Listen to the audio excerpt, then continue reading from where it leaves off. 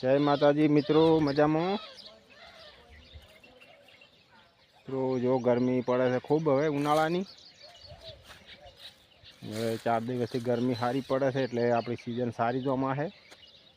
જો આપણી મગફળી બહુ મસ્ત થઈ છે. હવે બિહાર પણ લાગી ગયો છે જોરદાર, 50 દિવસ ઉપરની થઈ ગઈ છે.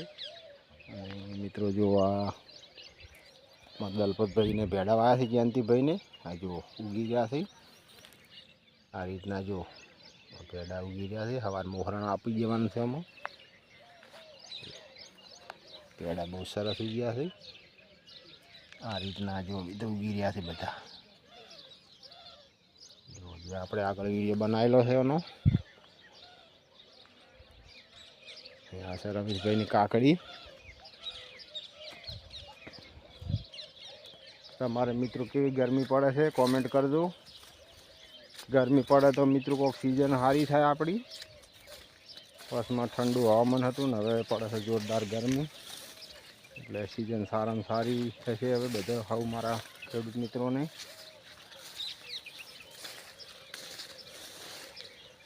અને મિત્રો જો આપણે પાળી ગાર વાયા છે, સાકર એવી ફળી આવી ગઈ છે. હવે જો સોપડો ગાર કર્યો છે. આ રીતે જુઓ બહુ મસ્ત ફળી વળી ગઈ છે. જુઓ મિત્રો, તમે પણ આવું કોઈક ચેટા પાડે મિત્રો ઘરગથ્થું આપણે થોડા ઘણી શાકભાજી વાવી નાખવાની, એટલે આપણું ઘરનું જે ખાવું હોય ખેતરમાં ગયા એટલે શાક થઈ જાય. મિત્રો ઘરની શાકભાજી બહુ મીઠી હોય આપણી, બરાબર. અને જો આ રમેશભાઈને કાકડી છે. જો કાકડી મિત્રો બહુ સરસ છે, પણ એનો ભાવ ઓછો છે. 8-10 રૂપિયા ચાલે છે. મસ્ત છે કાકડી. જો મિત્રો કેવી મસ્ત પડી છે કાકડી. જો બહુ સરસ કાકડી છે. જુઓ મિત્રો મસ્ત પડી છે. બિયારણ બહુ સરસ આવ્યું છે કાકડીનું. જો મિત્રો બહુ સરસ કાકડી મસ્ત છે બધી. 10-12 જબલો નીકળે છે રોજે. સવારે વેણવાની છે મિત્રો. જો તૈયાર થઈ ગઈ છે. સવાર સુધી મોટી થઈ જશે.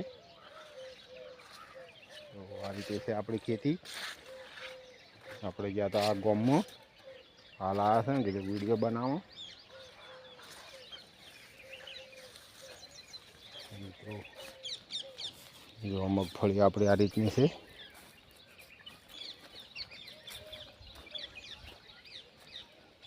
મગફળી સારી છે મિત્રો આપણી. મિત્રો જો આપણે ચોળી પણ વાવી છે, જે લાલ પકવાડી નાની આવે એ શાક કરવા માટે તમને બતાવું.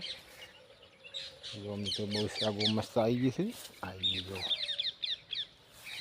જો મિત્રો લાલ ચોળી છે, નાની આવે એ દેશી આપણે મસ્ત ઉનાળું અને શાક બહુ સારું થાય છે. તો આપણે જો બીજી વાડી એક લેન કરી નાખી છે મગફળીમાં. મગફળી રહે એટલા દાડા શાક કરવાનું એનું. અને જો મિત્રો મગફળી કંઈક આ ટાઈપની છે. આ બાજુ થોડોક મિત્રો ચિયાળ ખોટ થઈ ગયો છે. 2 ફેરા મેદી છે મિત્રો, પણ આનું આમ ચિયાળ બહુ થઈ ગયો છે. આપણે જો આ રીતે પુષ્કળ પ્રમાણમાં આટલા 1-2 ટાવન છે. આ ખળાવામાં છે બધે થોડોક ચિયાળ જતો નથી ને, બાકી તો મગફળી બધી બીજી નથી. જો આ ભાગમાં નથી ચિયાળ, એટલામાં ટાવામ છે. અહીંયા જો એટલામાં છે. અને અહીંયા સારી છે બધી મગફળી. તો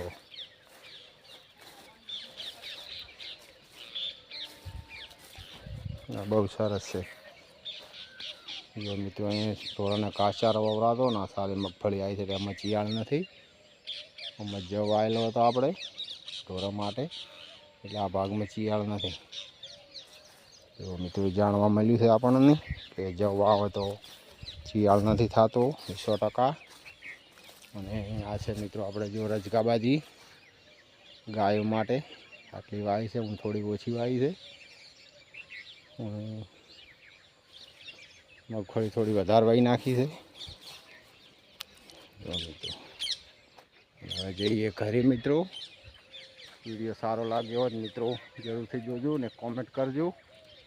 બાકી જય માતાજી મિત્રો, ખુશ રહેજો. જય માતાજી.